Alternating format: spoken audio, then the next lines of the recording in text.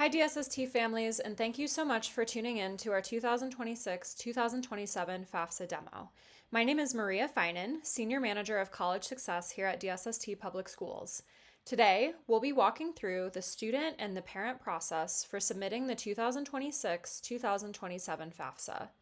The FAFSA, or the Free Application for Federal Student Aid, is a free application that determines your eligibility for federal student financial aid, such as grants, work study, and loans.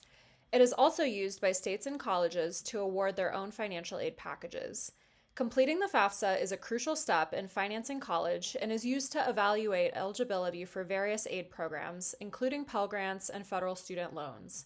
Submitting the FAFSA to the colleges you are applying to is the first step in learning what financial aid you may be eligible for as a college student. Congratulations on getting ready to take that step today. The FAFSA application is for students who will be in college in the fall of 2026, spring of 2027, or the summer of 2027. So this year's DSST high school seniors will complete the form, as well as any DSST alumni who are currently in college and may be tuning in with us. If you or your family is interested, we also have this FAFSA guide recorded in Spanish by Director of College Success, Nuvia Mendoza, and it will be linked below. If you have any questions throughout the process, please reach out directly to your College Success team at DSST. Let's get started. The FAFSA application is available each year at the studentaid.gov website. Go ahead and head there now. Once you are at studentaid.gov, you can see the FAFSA for 2026-2027 right here on the home page. If you are starting your form today, click Start New Form. If you have a form in progress already, click Edit Existing Forms to return to where you last left off. Most of our DSST students, alumni, and parents have already created their FSA ID accounts to log into FAFSA, but if you still need to do that, you can create an account in the top right corner where it says Create Account.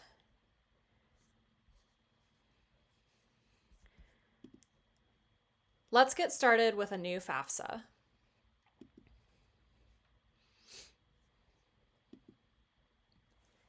For today's demo, I am using a prototype site to complete a FAFSA for a pretend student named Raya Tran. It has a similar look and feel to the actual FAFSA itself. As I walk through Raya and their parents' account, you'll have the time to complete your real FAFSA application with you and your family's information. Now, let's begin a new form, and from there it will prompt you to log in. So on your screen, go ahead and log into your FAFSA and complete a new form, and I will open Raya's FAFSA so we can walk through it together.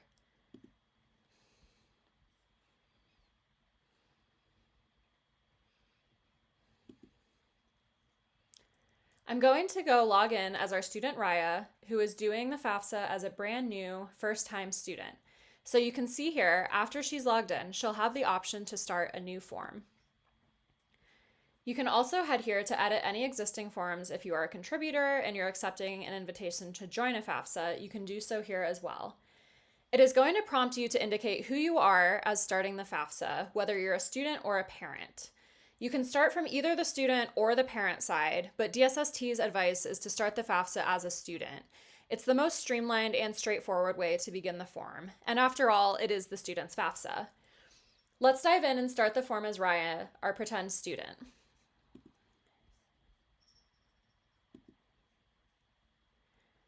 From here, there are going to be a number of FAQ questions, some quick videos to help you understand the FAFSA a bit better. So feel free to take a look at these if you'd like to.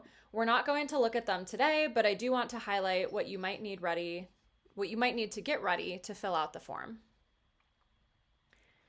The 2026-2027 FAFSA is going to be based on a student and family's 2024 tax data. So we're going to want to have those ready documents on hand if possible. And if any of these other things apply to you, including records of child support received, current balances of cash savings and checking account, and net worth of investments, businesses, and farms, it's helpful to gather some of that information ahead of time so that you have everything ready to go for the FAFSA. The next section is going to talk about who contributors are with the FAFSA process. So a contributor is anyone who is joining the form and is required to provide their information. So this could be a student's parent or step parents, depending on their family situation, a spouse if the student is married. If you're unsure who might be a contributor on your FAFSA, you can use the Who's My Contributor tool, which is embedded in the FAFSA, or go back to studentaid.gov/FAFSA-apply/parents. And let's walk back real quick and see where that tool lives. If you need to know which parent is considered a contributor, this is some helpful information.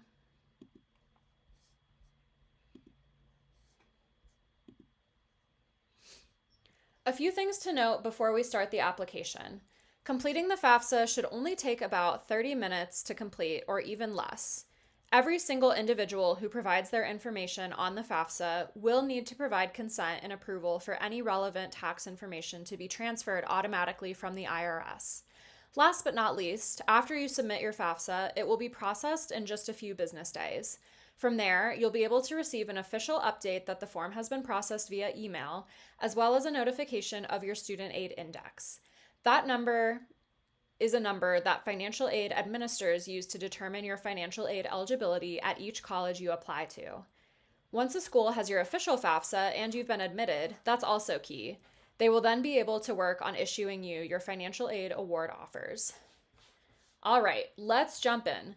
We're going to start the FAFSA form now. Since Raya is logged in, all of this information is populated already. Take a look at it and make sure it's accurate. If you need to change anything, you'll want to do so through your account settings, which are linked here in the middle of the page. So for Raya, let's just update where she lives.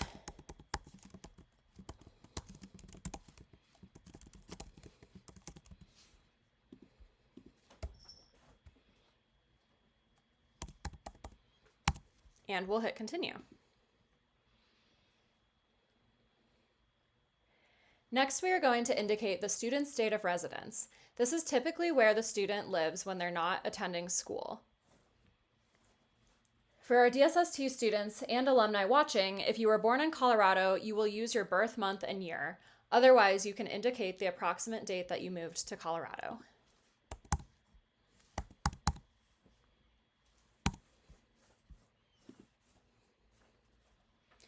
The next section is where you'll provide consent and approval. And the next section is approval for an individual's tax information to get transferred directly from the IRS onto the FAFSA form. This step saves families so much time, especially if it links successfully, which it does for most individuals. So take a look and read through all of the information to provide your consent. There are some FAQs here at the bottom, and then you'll hit approve, and your tax information will be automatically transferred in from the IRS website and into your FAFSA. Importing your information is the fastest, most accurate way to add tax info into your FAFSA and is DSST's recommended method. If you hit decline, that does mean that the student will not be eligible for any financial aid. So the process is really important, even if you didn't work or if you didn't file taxes, because what will happen is the IRS will say, hey, we don't have a record on file for this student.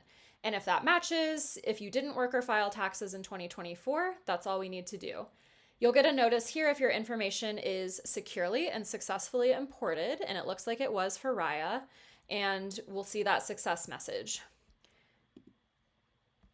If for some reason the IRS is not able to transfer your data automatically, that is okay. That's where you're going to want to have your tax forms on hand because the FAFSA will then prompt you to type those numbers in by hand manually. So it might take you a little longer, but it's still okay and you'll be able to provide your information for the FAFSA with your taxes. All right, the next section is going to talk about the student's personal circumstances to determine who they need to move forward with inviting on their FAFSA form. The section will talk about the student's current marital status. And keep in mind, we are on the student section, right? Sometimes we can get a little bit confused and think that it might be asking about our parents, but this is about the student's marital status. In Raya's case, she is the student and she is single, so I'll select that here.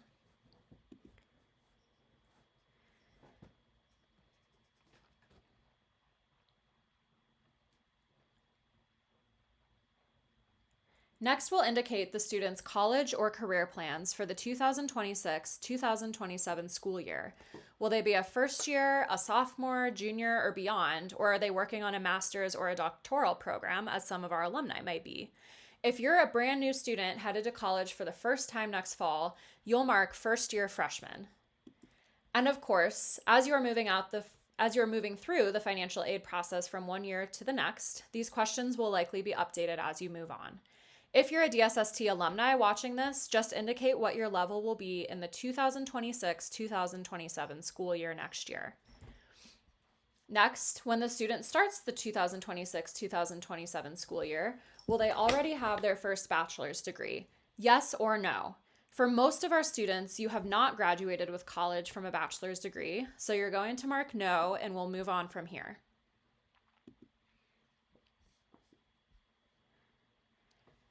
Next, there are a number of personal circumstances here that will help to determine if a student is considered independent for financial aid purposes, meaning that the student does not need to include parent information on the FAFSA.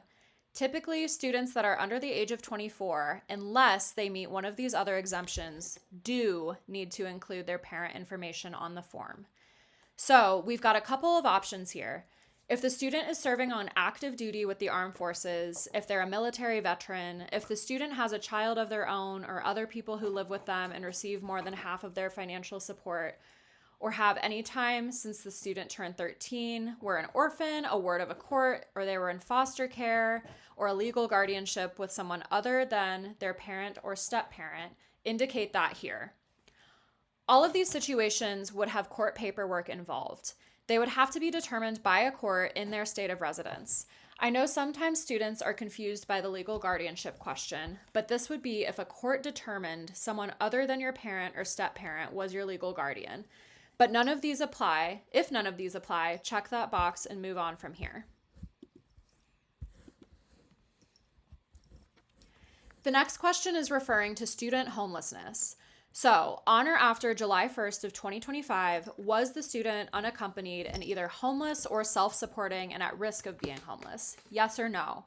If you are a student answering yes to this question, we would also encourage you to work directly with your college team at DSST to receive additional guidance and learn about more support. The next section is going to discuss student unusual circumstances. So these are a number of examples that would normally prevent a student from contacting their parent, or if contacting their parent might pose a risk to the student.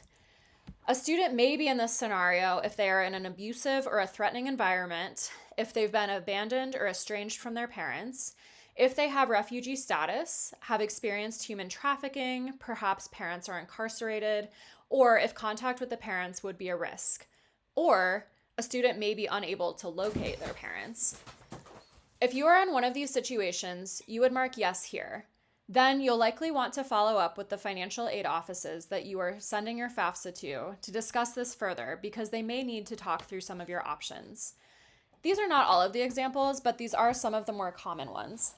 If this does not apply to you, you'd hit no and move on. Based on how we answered those questions, our example student Raya is determined to be a dependent student. This means that parent information to be listed on the FAFSA. The next question is asking if the student's parents are refusing to provide their information on the FAFSA form. Maybe they are supportive but not willing to file the FAFSA. That could be the case. If so, the student would mark yes, and they would be eligible for only a direct unsubsidized loan. But again, not our most common scenario. The parents are not refusing, so they will move forward with the next section. All right, a couple more questions about demographics and background of our student. These demographic questions are not provided to any of the colleges that you are sending your FAFSA to. They are simply for federal data purposes. They will not impact your financial aid eligibility, and they're not used in any aid calculations. This question asks here, what is the student's sex? What is the student's race and ethnicity? The student can select from the options, and there are drop downs for further details. We can also mark prefer not to answer. All right, we're going to answer the next question about student citizenship status. To be eligible to file a FAFSA, a student must be a U.S. citizen or national or an eligible non-citizen. If the student is an eligible non-citizen, they will provide their A number in the box here.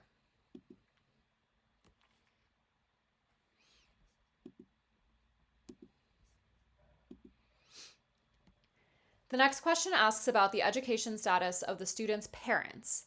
This can be utilized at times for state grant and scholarship purposes.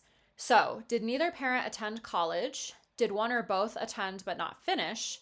Did one or both complete college? Or if you don't know, you can indicate that as well. The next question asks if the student's parent or guardian was killed in the line of duty either while serving on active duty in the U.S. Armed Forces or after 9/11, or in official duties as a public safety officer, yes or no.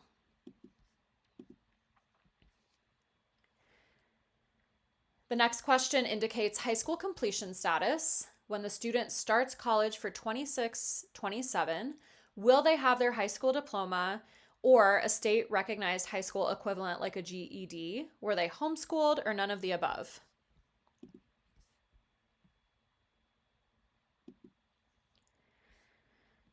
Here's where you need to indicate what high school you graduated from. You can search by state, city, and then the high school will appear. Make sure you add it and then hit continue. So for our DSST students, feel free to enter Colorado as your state and then indicate the DSST high school that you either will or have graduated from. As a reminder, this is a test account for Raya, so you won't see DSST listed, but go ahead and select Colorado, Denver, or Aurora, and then DSST high school with the indicator of which campus you will or have graduated from.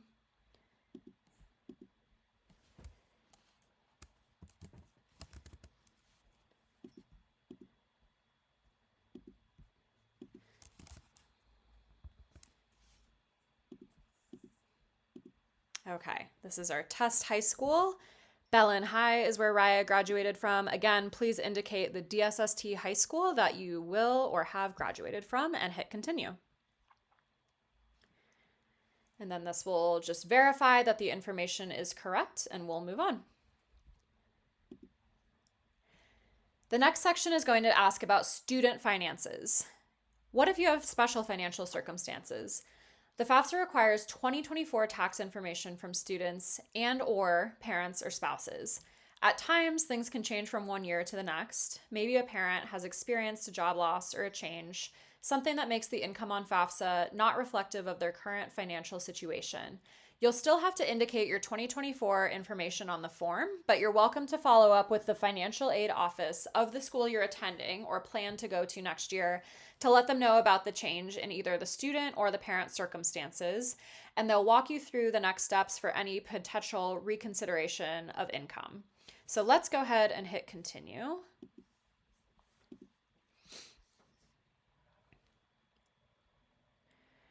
Was there an IRA pension rollover, meaning funds transferred from one plan to another? For Raya, we'll enter 0. The next question, amount of college grants, scholarships, or AmeriCorps benefits reported as income to the IRS. Most students will answer this question with a 0 because most scholarships and grants, including the federal Pell Grant, are not considered taxable income. Only report amounts if you were required to claim them as taxable income. For the foreign earned income exclusion, if you had that, you would find it on your federal 1040 form on Schedule 1, line 8D. For Raya, we'll put 0. The next section is about student assets, so an estimate of how much the student has in cash, savings, checking accounts, the current net worth of investments, including real estate, not including the value of the home you live in, and the current net worth of any businesses and investment farms. Don't include a family business with 100 or fewer employees or a family farm if it's where the family resides.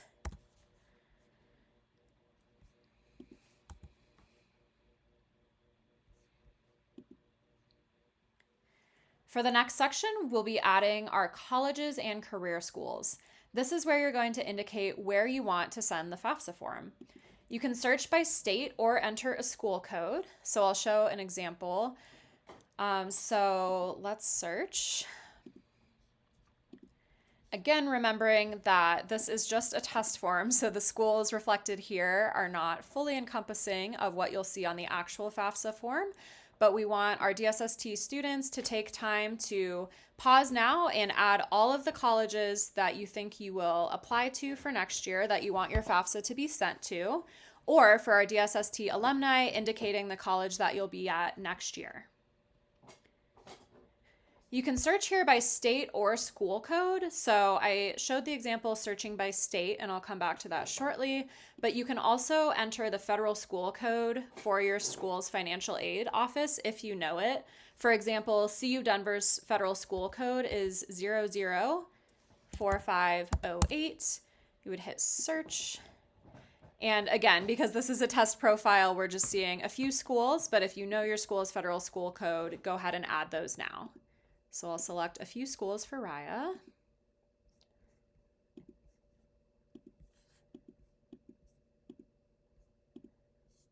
Okay.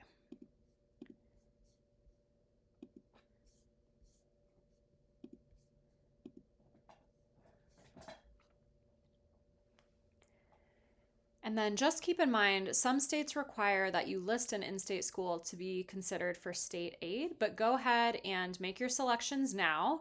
You can add up to 20 schools per FAFSA form, and you can always return to the FAFSA at any time to change or update your college selections and submit the form to new schools. So this is key for our DSST current seniors, that you can always come back and add schools or take schools off if your plans changed. For our alumni, you can come back mid-year if you happen to transfer. So just select the schools that you think you'll be at next year, and we'll move on.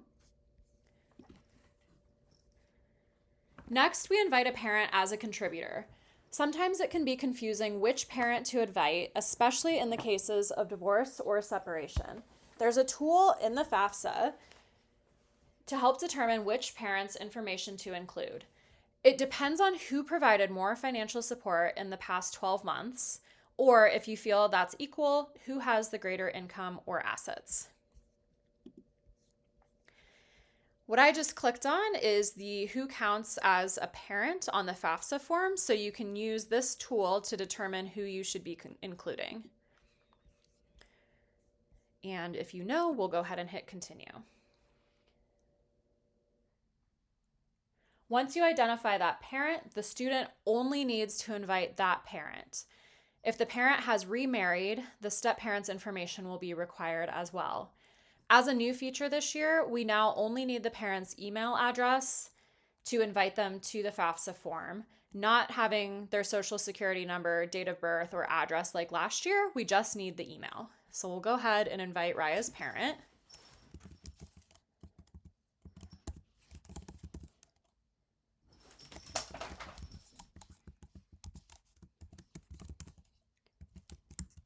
Okay, let's go ahead and invite. And it's asking, do we want to send the invite to Ryan's parent? So we'll go ahead and do that now. And it shows here at the bottom that that was sent. And we'll move on with the rest of the student section.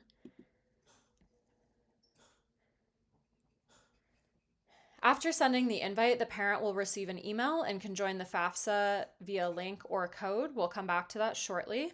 But for now, we're at the end of Raya's section of her FAFSA for 2026, 2027. So let's make sure to review all sections, manage any contributor information if needed, and sign the FAFSA. This is a step that many students forget. So let's review. And if you have questions about any of the answers that you put in, you can always unhide them here using the caret key to make sure that everything looks good. We can review that she has all of the colleges that she wanted to attend and send the FAFSA to, and then confirming where we sent the parent code for Raya's parent to log in next. So that all looks good, and let's go ahead and hit continue. All right, so now Raya will review one more time and sign and complete. You do have to verify here by marking the box to electronically sign. Again, this is a step many students forget, so let's go ahead and hit Sign Student section.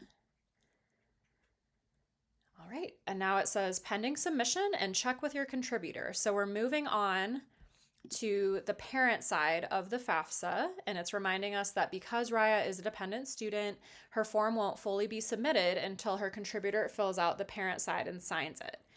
And it shows us as a review here what email address we sent it to and the invite code. So you can either open the email that Raya's parent received, or we can use the invite code to jump to that section of the form. All right. So next we're going to switch over to completing the parent section of the 2026-2027 FAFSA. If you and your student are together and sharing a computer, best practice is for them to log out of the FAFSA entirely on their computer so that you can log in, and then we'll go ahead and switch to the parent side. Okay, so here is the email that Raya's parent received, and it says, Dear Alcina, which is Raya's parent, Raya has started their FAFSA and added you as a contributor. Raya won't be eligible for federal student aid without your input, and then it's prompting us to accept the invitation to help Raya finish her FAFSA.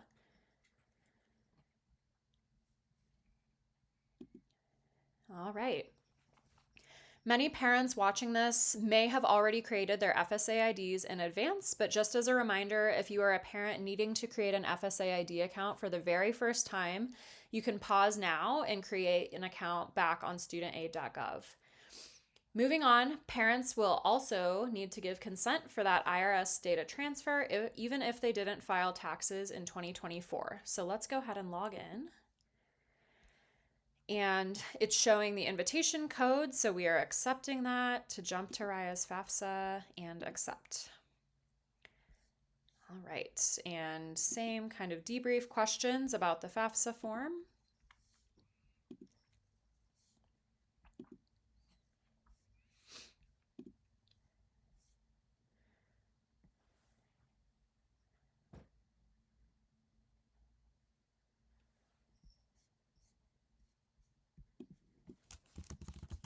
And if anything's changed since the last time a parent logged in, including email address, mobile phone number, and then their address, we can do that here.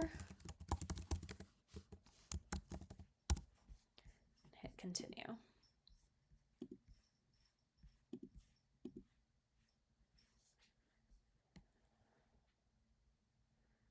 Okay, so similarly to what Raya did, we are providing consent for the IRS data transfer. Even if a parent didn't file taxes in 2024, we'll want to sync up with the IRS to securely import that information into Raya's FAFSA. So it's doing that now, and it says success. We've confirmed your information with the IRS. Let's go ahead and continue. Next, we'll move on to parent demographics, including marital status, date of residence, and when they became a resident. In the case of our test student, Raya, her mom is single and never married.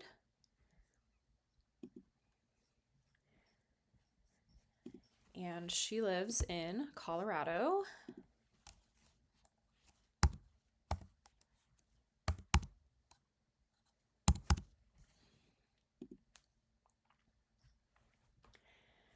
Next, we'll move on to parent finances. And this next question is about federal benefits received. So it's asking, did anyone in the household receive benefits like the Earned Income Tax Credit, federal housing assistance, free or reduced lunch, Medicaid, health coverage, tax credits, SNAP, SSI, which is the supplemental security income, temporary assistance for needy families, WIC, or if none of these apply. So for Raya's family, none of these apply. For many of our students, these programs do apply, so just indicate which federal benefits your family has received.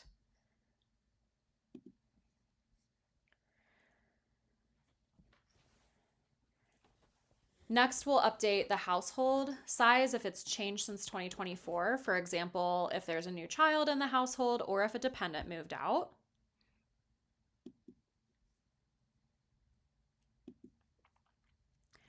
And then for 2026, 2027, we'll indicate how many in the household, excluding the parents, will be in college next year. For Raya, she's the only sibling, but many families may have multiple siblings in college at the same time. So go ahead and indicate that here.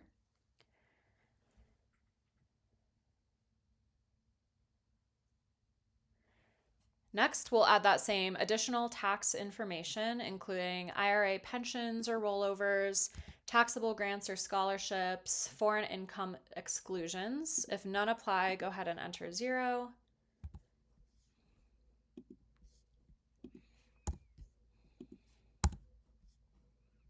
And if these do apply to you, it will indicate the boxes to look at on your IRS forms. Then we'll look at annual child support received. So if the parent is receiving child support for anyone in the last calendar year. Next, we'll do parent assets. So total cash savings, checking, and investments, not retirement accounts or the house that you live in. You will want to include the value of any 529 plans or parent assets.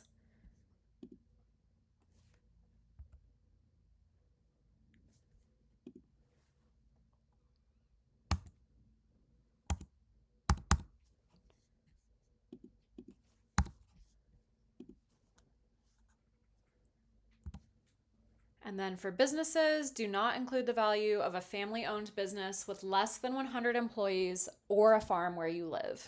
And we'll go ahead and hit continue. And then we'll review the FAFSA responses here. So similar to Raya, the parent has the opportunity to just review now and make sure that all of the information that was included was correct.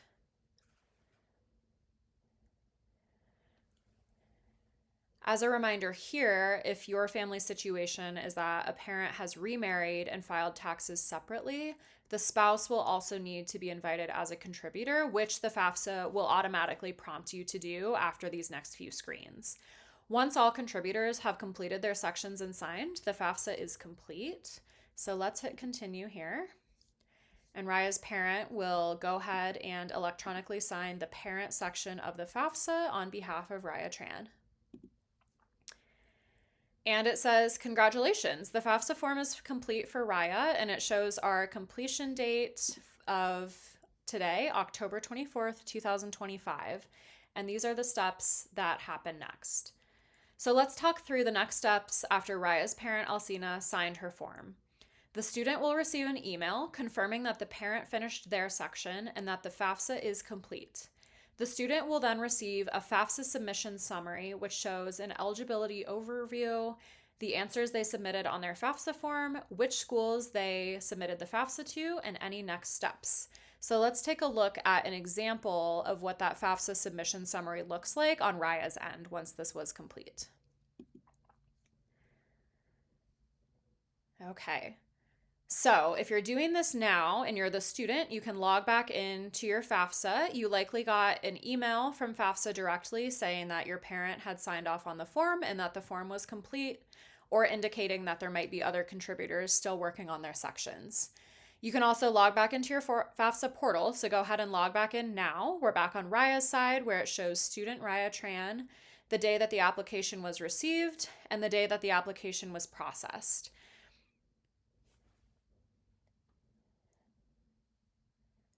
Okay, so again, this shows the eligibility overview on this tab, showing her estimated student aid, including loans, work study, and Pell Grants. It shows her FAFSA form answers, so if she ever has any questions about what was entered on the FAFSA, she can return here. It shows which schools she submitted her FAFSA to with estimates and information about average debt, annual costs, and graduation rates for each schools. And then it's reminding her of any next steps, which is correcting any errors on the FAFSA form, making sure that schools have everything they need and letting them know to contact financial aid with any questions, and a reminder to reach out directly to your school to find out if any additional documentation is required. And then let's go back to this eligibility overview. On this first tab, the student also receives what's called a Student Aid Index, which you may hear abbreviated as SAI, a Student Aid Index. Schools use the SAI to determine a student's federal age eligibility and to build their financial aid award offer. The SAI is a reflection of a family's financial need and what they might be able to contribute towards a student's academic expenses next year. SAIs can be negative too, and that's okay. It simply means a family has more need. Once you've reviewed your FAFSA submission summary, we highly recommend that you forward the confirmation email that you received from FAFSA to your DSST college advising team if you're currently a senior at DSST. So go ahead and pause now if you are a current senior at DSST and forward that confirmation email to your college advisor. This supports your work and overgrad in school as you continue to plan your college journey. So take the time now to forward that FAFSA submission summary email. And DSST alumni, we recommend that you just save a copy for your records. It will take a few days for your FAFSA to be processed, and you'll be able to track its status and any processing updates online. Once your colleges receive your FAFSA, they'll process your information and provide you with a financial aid award letter for 2026-2027, showing what grants, loans, scholarships, and work study opportunities they might offer you. You'll want to compare award letters and talk to your family and your college success team to make a decision that is right for your college journey. If the schools you submitted FAFSA need more information, you may need to complete a process called verification to confirm the information about your family size, residency, taxes, and more. And that's actually what it's showing here on this last page under number 2, where it says make sure schools have everything they need. Verification is completed with your college's financial aid office directly, not through the FAFSA portal. So once you start receiving information from the colleges that you applied to, be sure to keep an eye on your student portal as we head into next year and check your emails for each school that you apply to so that you can always contact the financial aid office at your college directly if you have any more questions.